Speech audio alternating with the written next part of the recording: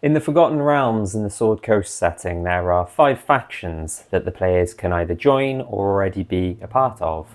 Things like the Harpers, the Order of the Gauntlet, the Emerald Enclave, Lord's Alliance, and the Zhentarim. I actually played a Elf Cleric in Waterdeep Dragon Heist who had ties to the Zhentarim. It was a lot of fun. And even in Curse of Strahd, if you look at the hooks and look at the Werewolves in the Mists hook, there's the opportunity that if the PC is from one of the 5 factions, they may get not only a lead, but they may even get some starter stuff, such as some potions or even silvered weaponry. But those factions aren't majorly active in Domains of Dread, and so if you had someone who is a member of the Zhentarim or the Harpers get spirited away to Barovia or another Domain of Dread, their standing is probably not going to help them that much. But what about in Ravenloft and the Domains of Dread themselves? What are the factions and groups there? This is what this video is going to be about.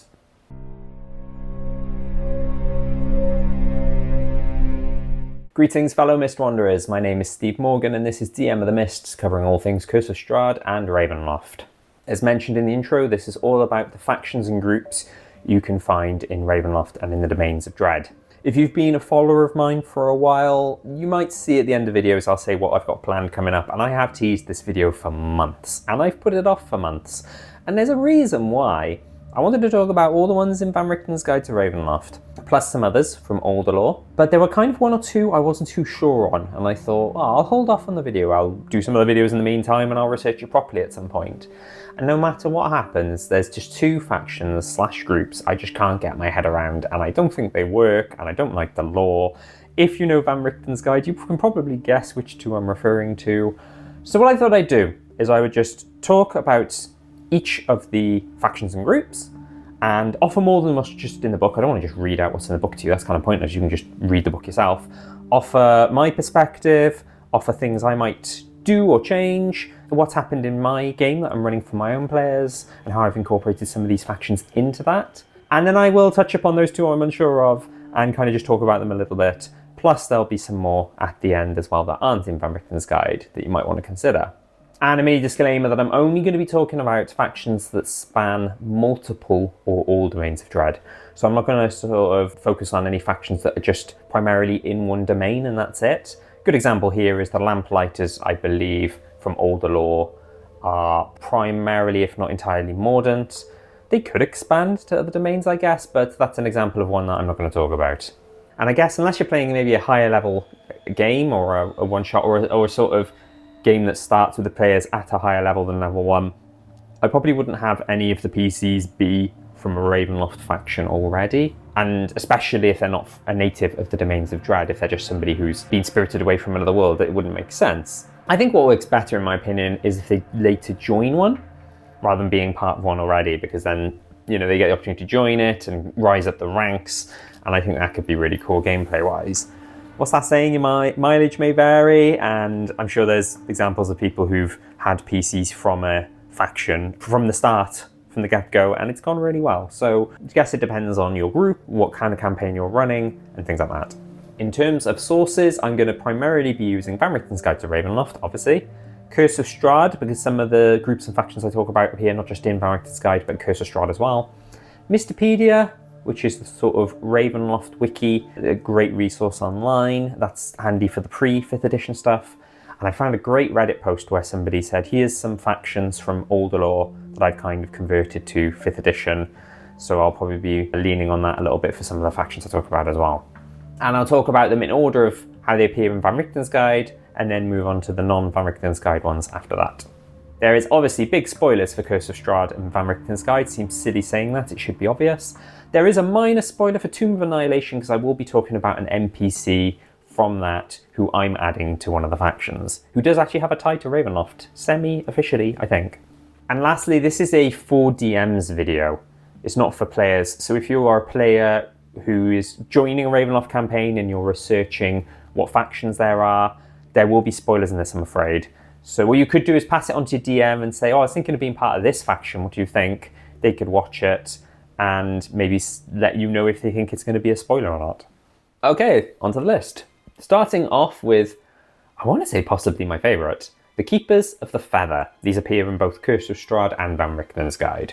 And in older lore, I believe they're referred to as the Keepers of the Black Feather.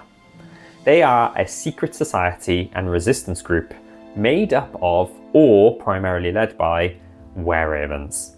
So you obviously have things like werewolves and other lycanthropes, and these are were-ravens, and that's so cool. I've always, ever since I discovered were-ravens, when I first got, I think, Curse of Strahd, I just thought, these guys are cool. I love the idea of this. The reason I said made up of or led by is my interpretation originally, being first introduced to Curse of Strahd, was that they are all were-ravens. But I think Van Richten's guide suggests that maybe they started off, the first ones were were-ravens, but then, you know, as more people have joined their ranks, not everyone is a were-raven or made into a were-raven. You know, the lycanthropy gift / curse, delete as appropriate, passed on.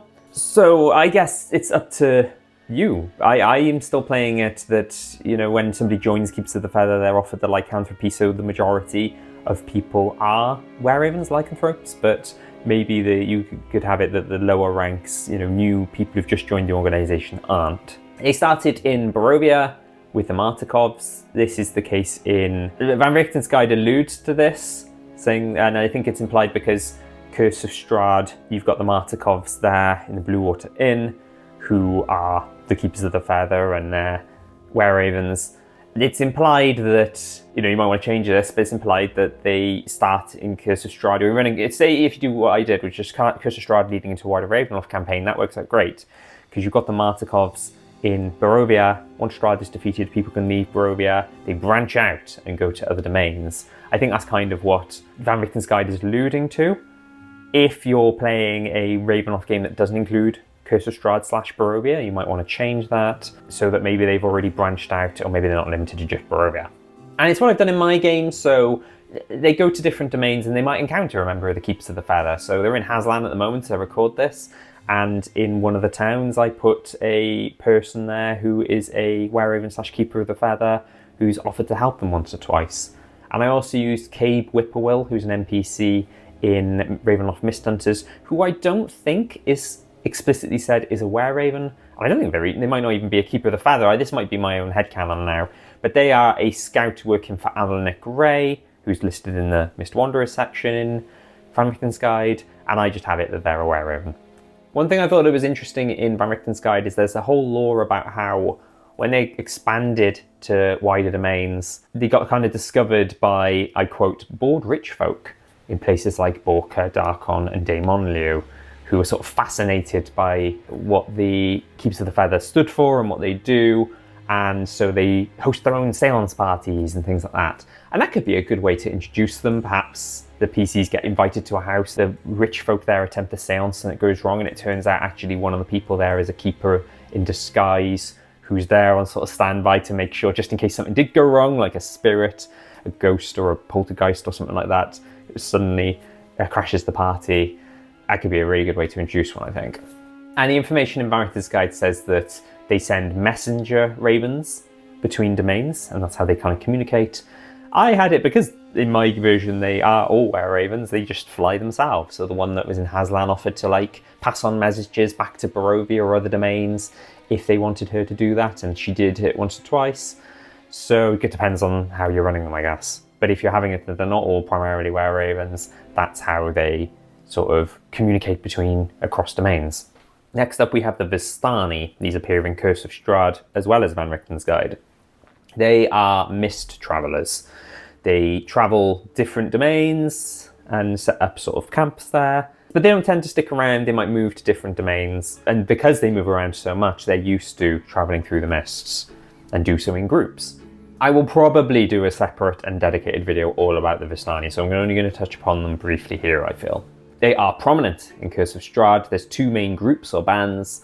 There is Madame Eva's camp at Sirpool Encampment, and there's another group outside Valaki. I find though that they're less prominent in wider 5th edition Ravenloft. They're not really put anywhere, and I've struggled to shoehorn them in. So, you know, I ran Curse of Strahd, so my players, the first domain they experienced was Barovia, and then they went to other domains.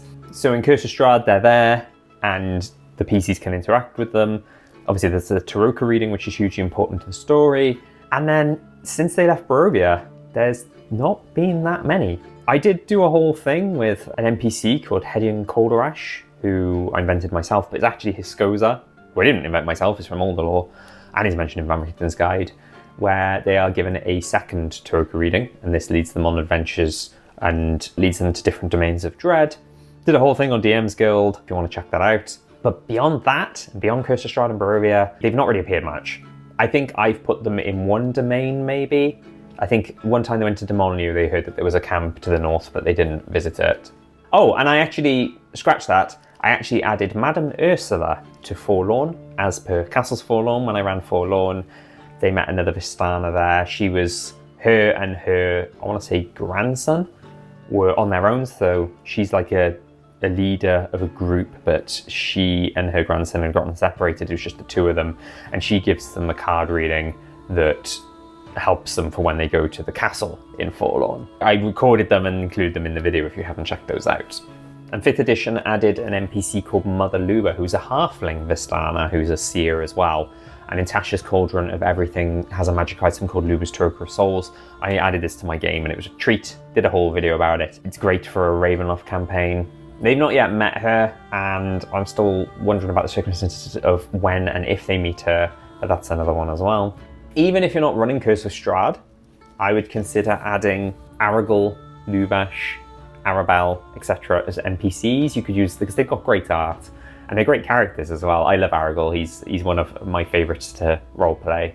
So if you're not running Curse of Strahd, you might have it that they encounter those folks in a different place. It works well with, I suppose, Aragorn and Luvash, because the Vistani in Barovia and Curse of Strahd can come and go as they please. So maybe they're running an errand for Strahd, they've left Barovia, and then they bump into your PCs, and then they go back to Barovia, something like that.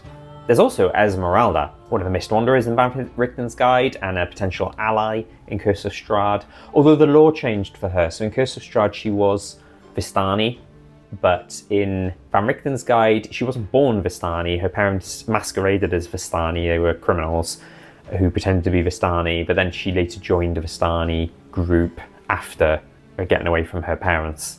I don't know if other DMs have done this. I made the mistake of thinking they can all come and go as they please in all domains, but I think that's limited to just Barovia. And I suppose if you were to change it, that, you know, a Dark Lord might have a deal with a Vistani in another domain. So Dark Lords can choose to close their domain borders or leave them open or only let some people through. And in Curse of Strahd, it says that Strahd has an understanding with the fact that the Vistani once saved his life before he was a vampire. He lets them come and go as they please. And I made the mistake to think that, oh, the Vistani can come and go as they please in all domains. No, they can get trapped in domain. If they're in a domain and the Dark Lord of that domain decides to close the borders, then they're trapped just like everyone else. And I'd imagine, because they're wanderers and they travel to different domains, they probably have a lot of mist talismans. So the information in Van Richten's Guide mist talismans can be used as kind of divining rods to take you to different domains. So your PCs, if they come across a Vistani caravan or a Vistani group, maybe that person has some mist talismans they're willing to trade. Or hire the Vistani to take you somewhere. They're like an alternative to mist talismans, perhaps. Maybe do pay them or do a quest for them, and you can travel with them as they go to somewhere else. Safety in numbers, right? No one wants to travel the mists alone. And this is what Faran Zalhonen does. This is one of the NPCs mentioned in Van Richten's Guide. He's nervous about traveling to different domains on his own, or sort of, I guess, through mist talismans. So he has an understanding with Madame Eva, and with the help of the Vistani, can travel domains that way. The Church of Ezra, detailed in Van Richten's Guide. There's actually only little information on the Church of Ezra, or Ezra entirely. Ezra is talked about at the start of chapter 3, whereas the Church of Ezra is talked about at the end of chapter 3. So just mentioning that because it's easy to miss. You might look at the end of the book and end of that chapter and miss the bit at the beginning, because at the beginning of the chapter it talks about religions in the domains of dread. Ezra is kept vague, and I think this is done on purpose so that you can meld her into whatever you want to do. One of the suggestions is she could be an aspect of the Raven Queen, so that's quite cool. I had it that she's kind of her own deity and have a whole thing planned for her, which I'll talk about in a minute. Great flavour I've kind of discovered for Ezra recently. I'm watching the Black Dice Society actual play at the moment. It aired a few years ago, and it's the official D&D 5th edition Ravenloft actual play. And one of the PCs was a follower of Ezra, Brother Uriah, played by Mark Mia, sort of a very sort of scaredy cat cleric, grave cleric if memory serves, who often talks about Ezra because he's a follower of Ezra and would say phrases like Ezra protect us and things like that. So if you want flavour for what Ezra's like, you might want to check that out. In my game, when my players went to Volkovnia, the map I used for the Lakar, one of the buildings looked obviously like a church, and I said it was a Church of Ezra. So my Paladin Warlock PC, Paladin / Warlock, multi-class, who is from Volkovnia and was a Volkovnia Talon, decided that he followed Ezra. So that was quite cool. Plus there's the cathedral in Demonlieu, which they've been to as well. In my game, I'm having that Ezra is currently suppressed by Ebonbane, who is the Dark Lord in the Shadowlands. I talked about my plan for this in my upcoming plans video that I put out fairly recently.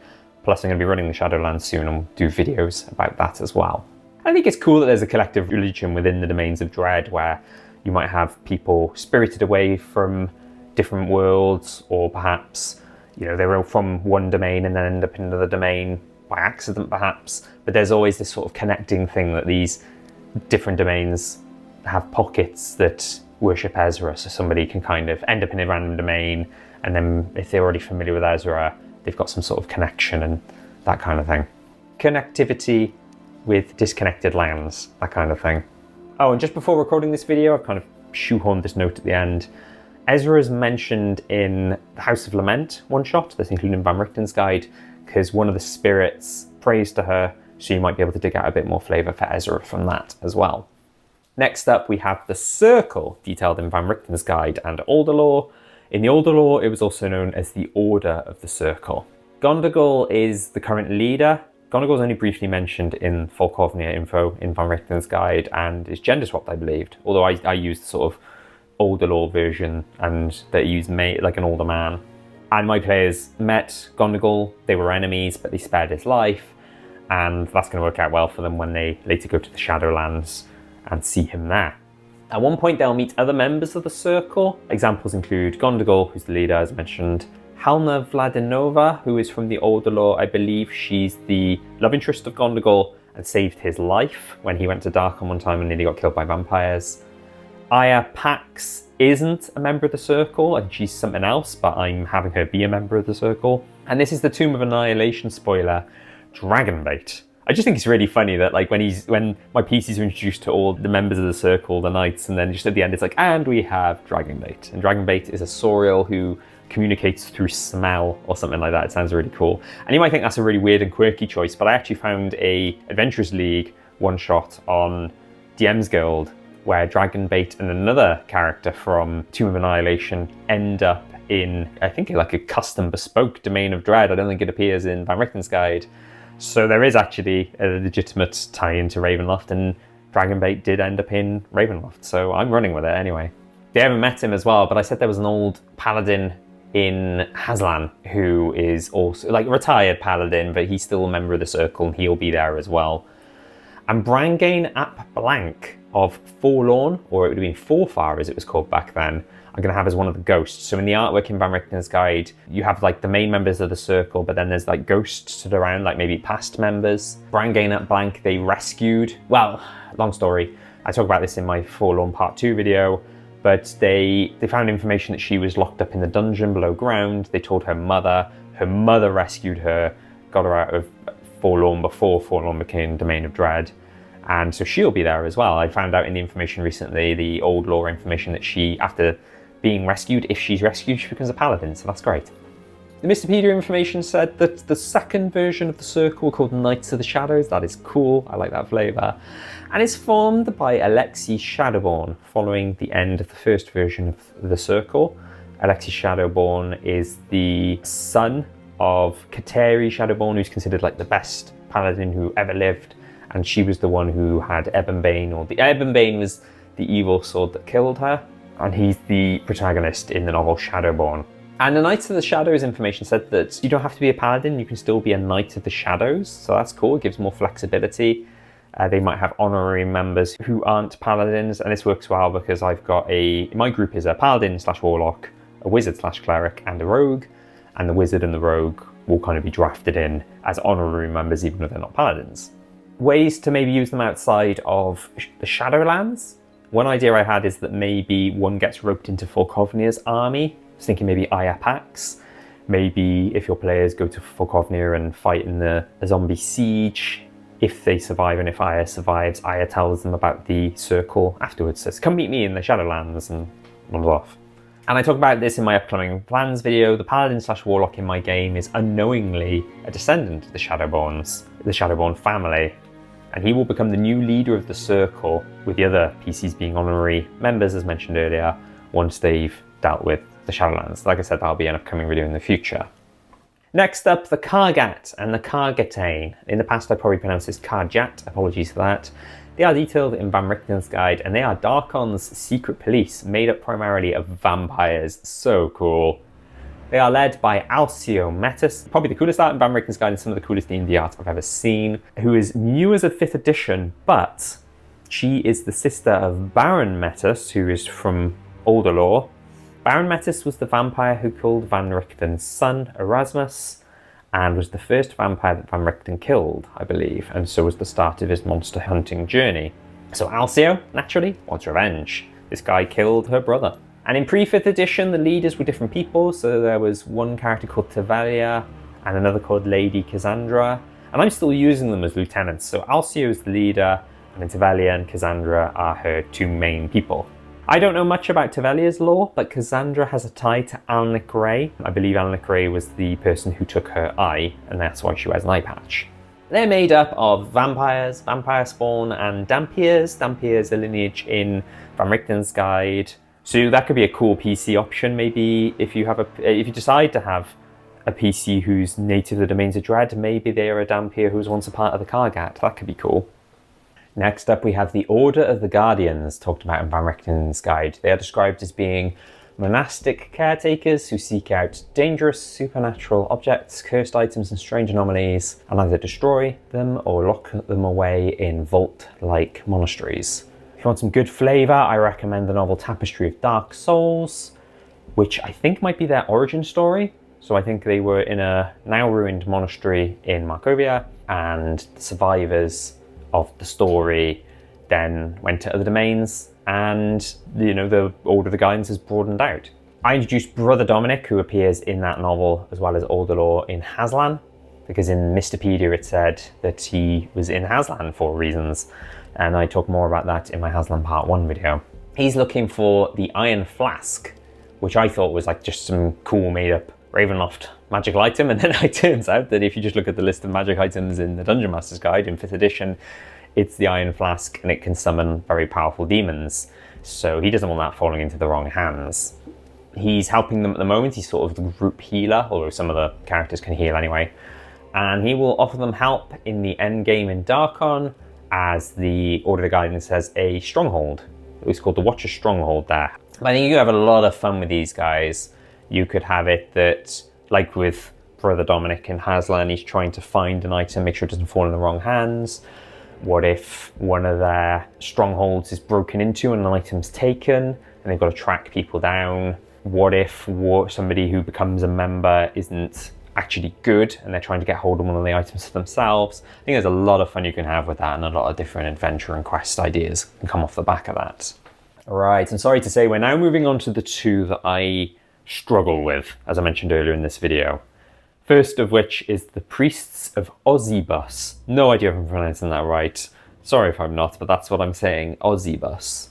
The reason I think I don't like this one and the one I'm going to talk about next is because they changed Strahd's backstory, and they make Strahd good before he became a vampire and more sympathetic, which I love a sympathetic villain. I could write essays about some of the villains I've liked in other media and other things, that, when you learn their backstories and learn more about them, it works so well, but I don't think it works with Strahd. I'm probably not the first person to say this, and I probably won't be the last, so apologies if, you've come across this before. It says that the Priests of Osybus are cultists that, and I quote, channel the might of the dark powers and steal souls to gain the ability to transcend death. Now that is cool, despite the whole Strahd backstory thing. But they want to unshackle Strahd from the domains of Dread. So that's cool as well, because they know about the whole thing about how Dark Lords are prisoners of their own domains. They are trying to unshackle Strahd from the domains of Dead and sever his tie for reasons that, I guess, I can't remember if it says in the book or you come up with that makes sense story-wise. Don't forget as well, for these guys and the next one I'm going to be talking about, as well as the small bit of information in Van Richten's guide in the sort of group section, they have information alongside their stat block near the end of the book as well, so there's a lot more notes and flavour there. It says they are necromancers of deep evil and they use souls to defy death and become an undead creature. Nice, cool. The story is that Osybus became a lich, and the Ulmist Inquisition and the mortal Strahd, the good Strahd, fought Osybus. And Osybus lost only because his disciples betrayed him and sided with the Ulmist Inquisition and Strahd. And upon dying, Osybus cursed the priests and became a dark power as well. So I like the dark power as just being like this sort of unknown entity. So then suddenly saying like, oh, there's this one and it was named Osybus and people can become dark powers.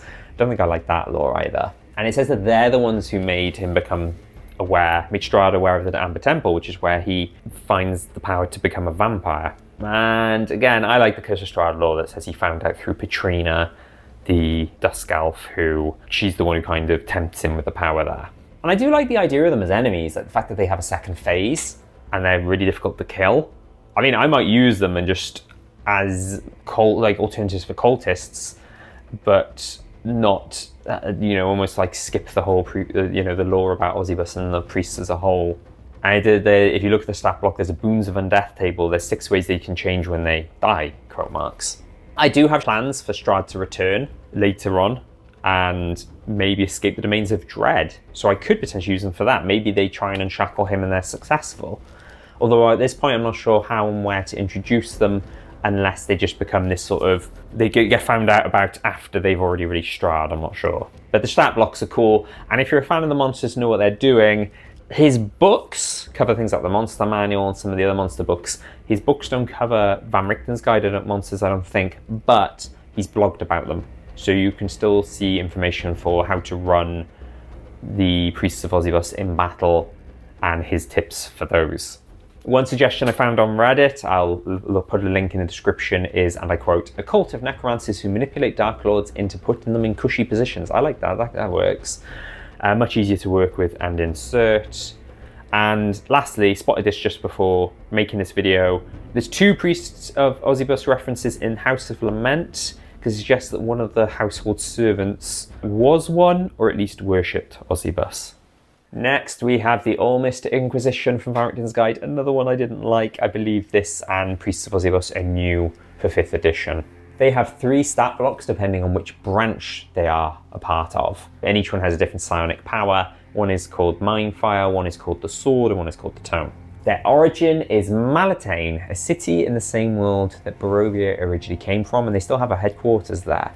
This I don't like either. I like the idea that Barovia is from a world, no one knows where. So if the players ever thought, oh, we want to return to where Barovia was taken from, or we want to visit where Barovia was taken from, they can't. So if they find a Ulmist Inquisition member and say, hey, I'm from Malatane, and Barovia is from that world before it got plucked and taken into the domains of Dread, I don't know if I'd like that. But I'd be curious to know if other people have done that and how it went.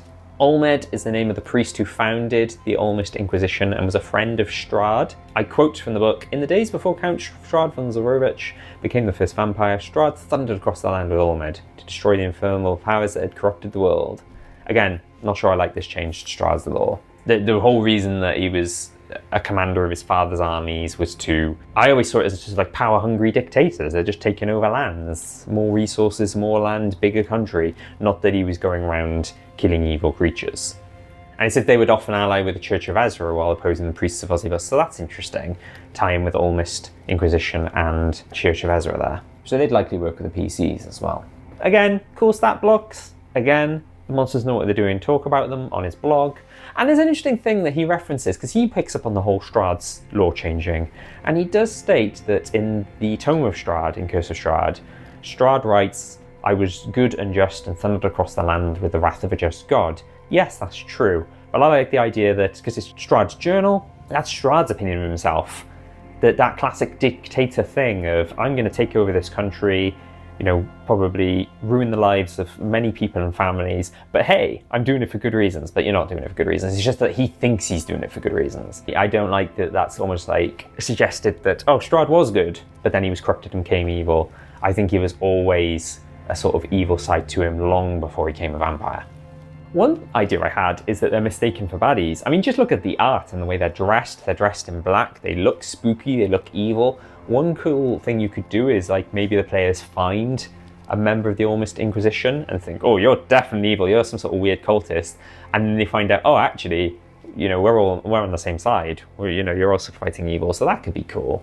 And like I said, if you've used the Priests of Osybus or the Ulmist Inquisition in your game, please let me know. I'd love to know how it went. I did research Reddit as part of my research, and a few people had used the Priests of Osybus. Barely anyone had used the Ulmist Inquisition from what I could tell, but would love to hear anecdotes and stories of people using them in their own games and how it went. Alright, let's move on to some that don't appear in Van Richten's guide, that appear in older lore, starting with the Balvetsi. They appear in the novel Strahd and in Mistopedia information. And they're briefly alluded to and mentioned in Curse of Strahd as well, so it's almost like a nod to it in that. In Strahd, a member of the Balvetsi is called Leo de Lisnia, and he's actually one of Strahd's generals, or a guard, a soldier working for Strahd, who is secretly an assassin who wants to stage a coup, kill Strahd, and become the new leader of Barovia. And he plans to do this on Sergei's wedding day. Now, if you know all the Curse of Strahd lore, you know what happens. Strahd enacts his pact to become a vampire on that day and kills Sergei, and also kills all of the traitors. Although in Strahd, Leo gets away, and later on in the story, he's found as an older man, and justice is had. If you've got a rogue, subclass assassin player, this could be cool. This is almost like Ravenloft's Answers of the Dark Brotherhood in the Elder Scrolls games. They could join the Balvetsi and maybe do some missions for them. The original lore says their base of operations is in Teufelsdorf, if I've pronounced that correctly, which is in the old version of Barovia, because it was formerly in Gundarak, but Barovia took it over, and Gundarak doesn't appear in the list of domains in 5th edition, although I think Duke Gundar is referenced. Almost just as an Easter egg, but it doesn't appear in 5th edition Barovia, so your options would be to expand the map to include Teufelsdorf, or move it somewhere else like Vallaki, or maybe just move it to a different domain. Somewhere like the city of Il Aluk or Matira Bay in Darkon could work well. Or another idea I had is somewhere in Borka, maybe Levkarest or Sturban. That ties in well because Leo de Lisnia, you've got more de Lisnias, the de Lisnia house, if you will, and one of the two Dark Lords of Borka is a de Lisnia, so kind of close to home, if you will.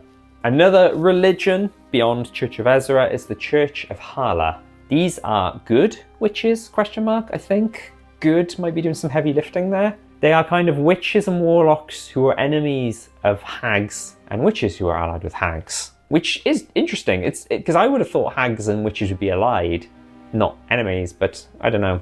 Hence, good witches maybe. There's good tie-ins with Tepest, I think, both in 5th edition and in older lore. So if you're including Tepest, you could include the Church of Hala, maybe. Maybe they have, it says that they have hospices. Maybe they have hospices around the Domains of Dread, but Tepest is their main focus. The Society of Hunters, which I found in Mistopedia, I think it comes from like a netbook, which might be fan canon, as opposed to official canon. People probably running their eyes because their actual name was Society of Huntsmen. I actually had it that they, lore-wise, that they were called the Society of Huntsmen, and they were all men. It was a society exclusive to men. But then they adopted Savra Sunstar, daughter of Jander Sunstar. She's an edition of 5th edition, I believe. Adopted by Ronald Cranston, who is one of the founders of the Society of Huntsmen. And at that point, they changed the name to Society of Hunters. They have a headquarters in Levkarest in Borka. And I like the idea that they're mistaken for regular hunters, but they're actually monster hunters. So maybe they got rangers in their ranks, but they're the kind of rangers that hunt monsters, as well as game and other things. This is going to be a fun one to talk about, the Fraternity of Shadows, because in addition to being in the Ravenloft setting, it's the name that's kind of been adopted by the people who run Mistopedia website and put out Quoth the Raven zines as well. In universe, they are described as neutral, evil society, secret society of wizards, dedicated to discovering the secrets of the Land of Mists. They are identified by a signet ring that can cast darkness, the darkness spell once a day. That's cool. I can see them taking an interest in amber vestiges, especially somewhere like the Amber Temple, Perhaps they have run-ins with Ferran Zalhonen, who I did a whole video about. He's one of the Mist Wanderer NPCs listed in Van Richten's guide. Or maybe Ferran is a member secretly, I don't know. It could be potential for that, I guess. By the sounds of it, they want to assert power of the Mist from the Dark Powers, maybe try and control them themselves. Maybe there's a tie-in with the Priests of Osybus, who I mentioned earlier. There are others I came across. I'll give shout-outs to a bunch I found in that Reddit post I talked about earlier, where someone said they updated some of the older ones for 5th edition. It might be worth checking out. There's Atta Bestal, there's the Dark Delvers, the Eternal Order, the Ildithan, who have ties to Blurtspur, that's the Mind Flayer, Domain of Dread, and Victra's Children, that's been updated from Adam's Children in the Order lore, which would be Nemordia. Admittedly, some of those are domain specific, but you could have it, say, the Blurtspur one, people from other domains are drawn to Blurtspur, so there's potential for cross-domain, multi-domain stuff you can do there. In addition to talking about the different factions in Ravenloft, I wanted to talk about the benefits of being part of a faction. This information lives in the Dungeon Master's Guide. If you're a part of a faction, there's a whole bunch of benefits you can have. There's leads, you know, they might give some quest and adventure leads. Access to a safe house could be a good one. Say if the PC's their usual place or, you know, base is compromised and they need somewhere to hide out. Discount on adventuring gear, I can see that being very appealing for players, especially in the Domains of Dread, where if you're going by Curse of Strahd lore, stuff can be expensive to import and buy in the Domains of Dread. You know, there's a whole demand and supply issue going on. Maybe they provide, especially if you're higher up the ranks, potions, scrolls, magic items. Maybe they can be backup on missions, like you can get an NPC ally to help you on a potentially dangerous mission. That could be really cool. And if you're using the Church of Harla or the Church of Ezra, you could consider the piety rules, which is essentially the sort of faction rules of renown and the perks you get applied to a deity and a religion instead. And the Dungeon Master 2014 also talks about marks of prestige. So if you're quite kind of high up in a organization, a faction, you might get things like a parcel of land to build a base on, get favors, get training, and so on. And to bring it back full circle somewhat, right at the beginning of the video I talked about Forgotten Realms factions. If you do decide to include Forgotten Realms factions in Ravenloft, I found another Reddit post where somebody said, here's the 5 factions where, you know, if you're struggling to think of how to incorporate them, because surely members from those 5 factions have been spirited away into the Domains of Dread at some point, right? So they might have small pockets of people there. Then there's information on how to say this is why the Zentrum are interested in the Domains of Dread, and here's the Lord of Alliances standing, and so on and so on. Finally, some food for thought if you are including factions and groups in Ravenloft. Ravenloft is a horror campaign. I play more sort of leaning to dark fantasy than horror, I'll admit. I'm probably not the best horror DM. But horror works well if people feel isolated and alone.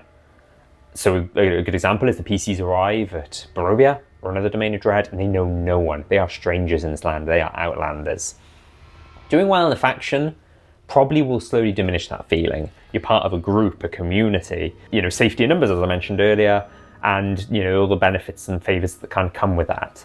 On the one hand, you might argue if a player or PC has put a lot of work in doing favors for a faction and kind of built their reputation in that faction, they've earned it. On the other hand, it has strong safe space energy. Similar to Bastions, which I did a video talking about, a new 5th edition rule where basically the players can build a base. There's a place they know they can go to safely and be protected and things like that. And that, you know, takes away from horror if you really want to run a strictly horror campaign. But hey, you can always have it that the faction and the group are attacked, or maybe members are killed, or, you know, maybe the base, the headquarters of that faction is destroyed, that kind of thing. There's an argument there that that's a bit harsh and it looks like the DM breaking the player's toys because making it life harder for the PC. And again, the argument I just had of, the PCs have worked hard for this. And then you're like, yeah, your faction's dead now. Have fun. But again, it's that whole feeling of horror. Nowhere is truly safe in the Domains of Dread, that kind of thing. So if you want Ravenloft to always feel scary, maybe don't incorporate factions or incorporate them that heavily is what I'm trying to say here. That's it for this one. I think this video was a bit longer than I expected it to be, but I hope it's useful for people. I don't want to just literally read out to you what you can easily find out for yourself in Van Richten's guide and Mistopedia. I like to give more information, how it's worked for me, what I'm considering doing or have done, and things like that. In terms of upcoming videos, in addition to Ravenloft videos, I like to do Curse of Strahd videos. So if you are running Curse of Strahd or thinking of adding Barovia / Strahd / Curse of Strahd to a wider Ravenloft game, you might want to check some of those out. But on the Ravenloft front, gosh, what have I got coming up? I've teased a few times about doing a second video that talks about good NPCs, good in terms of alignment, and they're good anyway. Good, well-written characters. I did a video probably about a year ago now where I talked about good NPC allies. Brother Dominic, who I mentioned earlier, Cabe Whippoorwill, probably a few others are in that. And I thought about doing another one of sort of classic characters from older lore and potentially 5th edition as well. I'm currently running Haslan in my home game. I did a Haslan Part 1 video, and we're still doing Hazlick's Tower, kind of the end game part of that domain. So once that's done, I'm going to do that. Got plans to do Blaustein, or in my game, it should actually probably be called Leilestein or Lilestein. I don't know German. Because I'm reflavouring it. I'm reflavoured Bluebeard into Purplebeard, who's actually the Mind Flayer Pirate. It's a whole thing. And then the Shadowlands as well. And a whole bunch of videos. Please subscribe if you haven't already. Please like this video if you liked it. Please leave a comment if you got something you could add or want to give some feedback. It all helps. I appreciate it. And I'll see you in the next one. Thank you, Mist Wanderers.